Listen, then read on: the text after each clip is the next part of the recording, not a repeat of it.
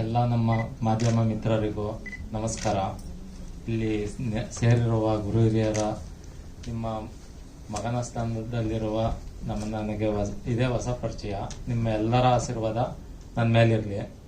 ಒಂದೊಳ್ಳೆ ಕಥೆಯಲ್ಲಿ ಒಂದೊಳ್ಳೆ ಮೆಸೇಜ್ ಸಿಗೋ ಥರ ಒಂದೊಳ್ಳೆ ಕಂಟೆಂಟಲ್ಲಿ ಒಂದು ಕತೆ ರೆಡಿ ಮಾಡ್ಕೊಂಡು ಬರ್ತಿದ್ದೀನಿ. ಅದು ಹೇಗೆ ಅಂತ ಅಂದರೆ, ಇವಾಗ ಬರ್ತಿರೋ ಸಿನಿಮಾ ನೋಡ್ಬೋದು, ಥಿಯೇಟ್ರಿಗೆ ಹೋಗಿ ಕುಂತ್ಕೊಂಡ್ರೆ ಸಿನಿಮಾ ನೋಡಿ ಇದೇನಪ್ಪ ಹಂಗೈತೆ ಹಿಂಗೈತೆ ಅಂತ ಬರ್ತೀವಿ. ಇದೇಗಿದೆ ಅಂತ ಅಂದ್ರೆ, ಈಗ ಒಂದು ಎಕ್ಸಾಂಪಲ್ ನಮ್ಮ ತಾತನ ಕಾಲಕ್ಕೆ ಹೋದ್ರೆ ಜನ ಹೇಗಿದ್ರು, ಮೋಸ ಗೊತ್ತಿರಲಿಲ್ಲ, ಒಂದು ಒಳ್ಳೆತನ, ಶ್ರಮ, ಅದನ್ನ ಇಡೀ ದೇಶಕ್ಕೆ ಅನ್ನ ಹಾಕ್ತಿದ್ರು ನಿಯತ್ತಿಂದ ದುಡ್ದು. ಇವತ್ತು ಅದ್ರ ಬೆಲೆನ ಸರಿಯಾಗಿ ಅದು ಸಿಕ್ತಿಲ್ಲ ಸಮಾಜದಿಂದ. ಆ ಒಂದು ನಮ್ಮ ರೈತ ಬಾಂಧವರಿಗೆ ಆ ಒಂದು ಗೌರವ ಸರಿಯಾದ ರೀತಿ ಸೇರ್ಬೇಕು. ಒಂದು ಮಣ್ಣನ್ನ ನಂಬಿ ವ್ಯವಸಾಯ ಮಾಡಿ ಇಡೀ ದೇಶಕ್ಕೆ ಅನ್ನ ಹಾಕುವಂತ ಒಂದು ಕೆಲಸನ ಅಚ್ಚುಕಟ್ಟಾಗಿ ಮಾಡ್ತಿದ್ದಾರೆ. ಇಲ್ಲಿಂದ ಒಬ್ಬ ರೈತನಿಂದ ಹಿಡಿದು ಒಬ್ಬ ದೇಶ ಕಾಯೋ ಸೈನಿಕನ ತಕ್ಕ ಒಂದು ಲಿಂಕ್ ಕೊಟ್ಟು ಒಂದೊಳ್ಳೆ ಕತೆ ಮಾಡಿ ಜನಕ್ಕೆ ಪ್ರತಿಯೊಬ್ಬರಿಗೂ ಇಷ್ಟ ಆಗೋ ರೀತಿಲಿ ಒಂದೊಳ್ಳೆ ಕಂಟೆಂಟ್ ಅಲ್ಲಿ ಕತೆ ಬರುತ್ತೆ. ಆಶೀರ್ವಾದ ಮಾಡಿ ಅರ್ಸಿ ಬೆಳೆಸಿ. ಹೋಗಿ ಇವತ್ತಿನ ಕಾಲದಲ್ಲಿ ನಾವೆಲ್ಲರೂ ತೋರ್ಸಕ್ಕಾಗ್ತದೆ, ಅಟ್ಲೀಸ್ಟ್ ಮೂವಿಲೆಲ್ಲ ತೋರಿಸಿ ಮಾಡ್ಬೋದು. It's A very good concept. ನನ್ನ ಪ್ರಕಾರ ಎಲ್ಲರಿಗೂ ಒಳ್ಳೇದಾಗಲಿ ಸರ್. ತುಂಬ ಚೆನ್ನಾಗಿ ಬರಲಿ. ಶೂಟಿಂಗ್ ಸ್ಟಾರ್ಟ್ ಆಗ್ತಾ ಇದೆ. ನಾನು ಶುಭ ಹಾರೈಸ್ತೀನಿ. ಆದಷ್ಟು ಬೇಗ ಎಲ್ಲರೂ ಬಂದು ಅದು ಯಶಸ್ವಿ ಕಾಣಲಿ ಅಂತ ದೇವರಲ್ಲಿ ಪ್ರಾರ್ಥಿಸ್ತೀನಿ ಸರ್. Thank you.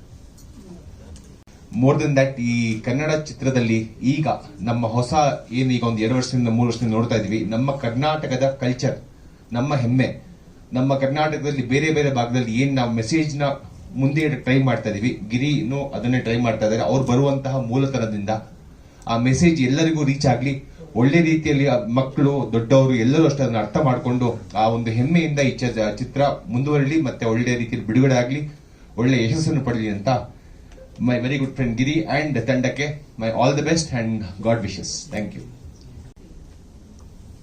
ನಂದಿಲ್ಲ ಏನಂದ್ರೆ ಕಂಪ್ಲೀಟ್ ಫುಲ್ ಇದಕ್ಕೆ ಈ ಒಂದು ಕತೆ, ಅದಾದ್ಮೇಲೆ ಸ್ಕ್ರೀನ್ ಪ್ಲೇ, ಮತ್ತೆ ನಮ್ಮ ವೆಂಕಟೇಶ್ ಸಿಎನ್ ಬಂದ್ಬಿಟ್ಟು ಅವನೇ ಕಂಪ್ಲೀಟ್ ಫುಲ್. ಗಿರಿಗೌಡ ವೆಂಕಟೇಶ್ ಸಿಎನ್ ಬಂದ್ಬಿಟ್ಟು ಅವನೇ ಡೈಲಾಗ್ಸ್ ಎಲ್ಲ ಅವನೇ ಬರ್ದಿರೋದು. ಸ್ಕ್ರೀನ್ ಪ್ಲೇ ಬಂದ್ಬಿಟ್ಟು ನಂದು. ಇವನು ನನ್ನನ್ನ ಫಸ್ಟ್ ನನ್ನ ಹತ್ರ ಅಸಿಸ್ಟೆಂಟ್ ಆಗಿ ವರ್ಕ್ ಮಾಡ್ತಿದ್ದು. ಇವಾಗ ನಾನು ಮದ್ದೂರೊಡೆ ಅಂತ ಒಂದು ಕಾನ್ಸೆಪ್ಟ್ ಮಾಡ್ತಿದ್ದೆ. ಇದೆಲ್ಲ ಕಂಪ್ಲೀಟ್ ಫುಲ್ ಟೋಟಲ್ ಟೀಮ್ ನಂದೇನೆ. ಇವ್ರೇನ್ ಮಾಡಿದ್ರು, ಜಲ್ದಿ ಹೋಗ್ಬೇಕು, ಜಲ್ದಿ ಮಾಡೋಣ ಅಂತ ಸ್ವಲ್ಪ ಆತರ ಮಾಡ್ತಿದ್ದ. ಸರಿ ಆಯ್ತು ಮಾಡೋಣ ಅನ್ಬಿಟ್ಟು ಇದನ್ನ ತಗೊಂಡ್ವಿ ನಾವು. ಯಾಕಂದ್ರೆ ಹಳ್ಳಿಕಾರ ಓರಿ ಅನ್ನೋದೆಲ್ಲ ಇವಾಗ ಫುಲ್ ಫೇಮಸ್ ಆಗ್ಬಿಟ್ಟಿದೆ ಎಲ್ಲಾ ಕಡೆನೂ. ಈ ವರ್ತೂರ್ ಸಂತೋಷ್ ಸರ್ ಬಂದ್ಮೇಲೆ ಅಂದ್ರೆ ಆತರ ಬಂದಿದೆ. ಈ ತಿಥಿ ಶೈಲಿಲಿ ಈ ಕಾನ್ಸೆಪ್ಟ್ ನ ತಂದು ನನಗೆ ಹೇಳ್ದ. ಕುತ್ಕೊಂಡಾದ್ಮೇಲೆ ಸ್ಕ್ರಿಪ್ಟ್ ಕುತ್ಕೊಂಡಾದ್ಮೇಲೆ ತುಂಬಾ ಚೆನ್ನಾಗ್ ಅನ್ಸ್ತು ನಮ್ಗೆ. ಇಲ್ಲ ಬೇಗ ಹೋಗ್ಬೇಕು ಅನ್ಬಿಟ್ಟು ಈ ಕಥೆನ ಎತ್ಕೊಂಡು ಸ್ಟಾರ್ಟ್ ಮಾಡಿದ್ನು. ಹಾ ಸರ್, ಕಮರ್ಷಿಯಲ್ ಆಗಿ ಅಂತ ಇರುತ್ತೆ.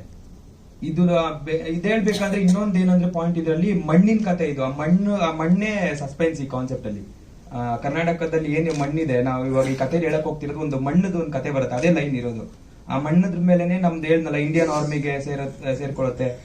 ಅದೇ ನಾನು ಹೇಳ್ಬಿಡ್ತೀನಿ ಸಣ್ಣದಾಗಿ, ಏನಂದ್ರೆ ನಮ್ಮ ಮಣ್ಣಿಂದ ಇದನ್ನ ಗನ್ ಪೌಡರ್ ಗೆ ಬದಲಾಯಿಸಬಹುದು. ಅದು ಒಂದಿಷ್ಟು ಕೆಮಿಕಲ್ಸ್ ಅದನ್ನ ಮೈನಿಂಗ್ ಇಟ್ಕೊಂಡು ಅದು ಸಣ್ಣದು ಒಂದು ಬೇಸ್ ಇಟ್ಕೊಂಡು ಮಾಡ್ತಾ ಇದೀವಿ ಸರ್. ಆರ್ಟಿಸ್ಟ್ಗಳನ್ನ ನಾವು ಇನ್ನೊಂದು 15 ಡೇಸ್ ಸ್ಟಾರ್ಟ್ ಮಾಡ್ತಿದೀವಿ ವರ್ಕ್ನೆಲ್ಲ. ನಾವು ದಸರಾ ಹಬ್ಬಕ್ಕೆ ಬರ್ಬೇಕಂತ ನಮ್ಮ ಪ್ಲಾನ್ ಇರೋದು. ನಾವು ಸದ್ಯದ್ರಲ್ಲೇ ಹೇಳ್ತೀವಿ, ನಾವು ಇನ್ ಸ್ವಲ್ಪ ಬೇಗನೆ.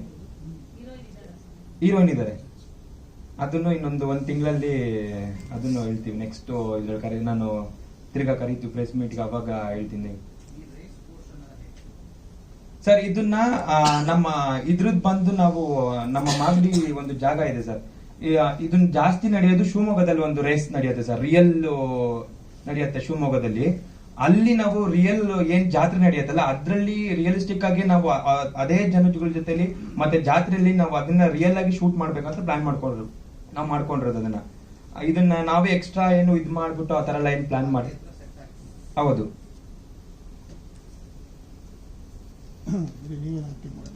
ಸರ್, ಆಕ್ಟ್ ಎಲ್ಲ ಮಾಡ್ತೀವಿ ಸರ್. ಹಾ ಸರ್, ಎಲ್ಲ ಆಗಿದೆ ಸರ್. ಇನ್ನೊಂದು 20 ಡೇಸ್ 15 ಡೇಸ್ ಶೂಟ್ ಸ್ಟಾರ್ಟ್ ಆಗತ್ತೆ ಸರ್.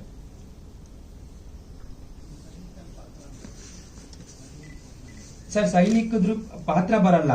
ಇದು ಹೇಳಿದ್ನಲ್ಲ ಮಣ್ಣಂದು ಅಲ್ಲಿಗೆ ಇದು ನಮ್ಮ ಆರ್ಮಿಗೆ ಸಿಗ್ಬೇಕಾಗಿರೋದು ಬೇರೆಯವ್ರಿಗೆ ಸಿಗ್ತಿದೆ.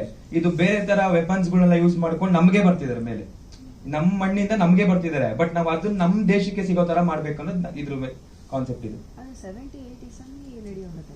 70s 80s ಅಲ್ಲಿ ನಡೆದಿರೋ ಕಥೆನೇ ಇದು. ಬಟ್ ಏನಂದ್ರೆ ಆ ಮಣ್ಣಿಂದ ನಮ್ಗೆ ಇವಾಗ ಹೇಳ್ದಲ್ಲ, ಆ ಮಣ್ಣಿಂದ ಗನ್ ಪೌಡರ್ ಮಾಡ್ತಾರೆ.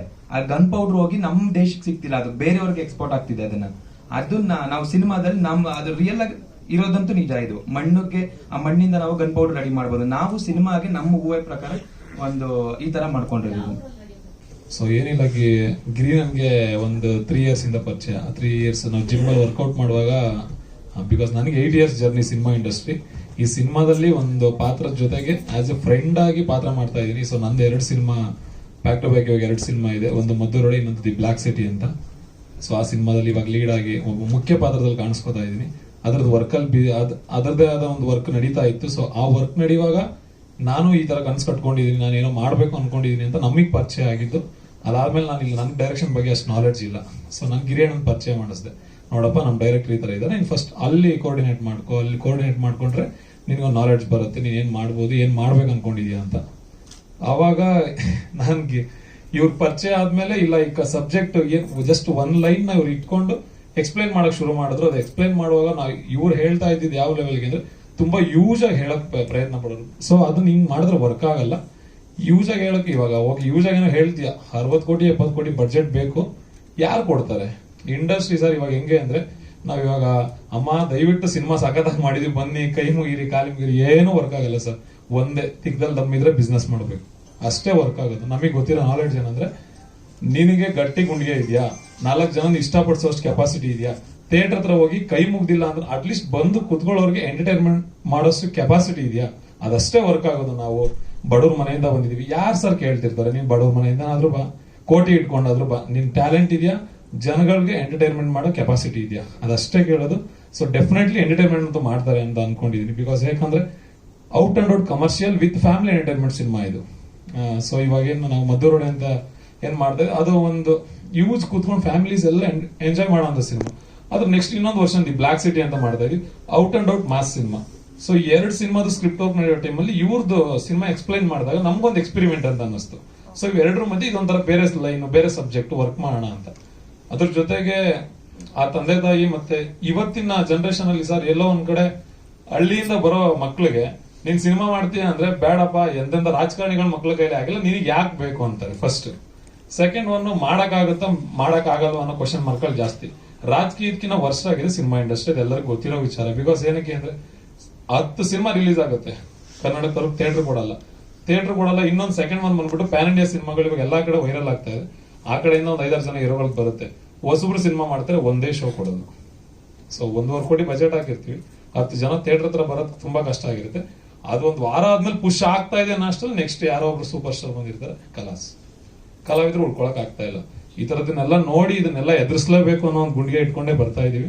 ಸೊ ನಮ್ಮ ಟೀಮ್ಗೆ ದಯವಿಟ್ಟು ಎಲ್ಲರೂ ಸಪೋರ್ಟ್ ಮಾಡಿ. ಇಲ್ಲಿ ಬಂದಿರೋಂಥ ಮೀಡಿಯಾ ಟೀಮ್ ಇರ್ಬೋದು, ಪೇಪರ್ ಮೀಡಿಯಾ, ಪ್ರಿಂಟ್ ಮೀಡಿಯಾ, ನಮ್ಮ ತಂದೆ ತಾಯಿ ಬಂದಿದ್ದೀರಾ. ಡೆಫಿನೆಟ್ಲಿ ಅಮ್ಮ, ನಿಮ್ ಮಗನ್ ಒಳ್ಳೇದಾಗುತ್ತೆ, ತಲೆ ಕೆಡ್ಸ್ಕೋಬೇಡಿ. ಇವನ್ ಹಾರ್ಡ್ ವರ್ಕ್ ಇವ್ನ ಇಟ್ಕೋ, ಇವಾಗ ಏನು ಅನ್ಕೊಂಡಿದ್ದಾನೆ.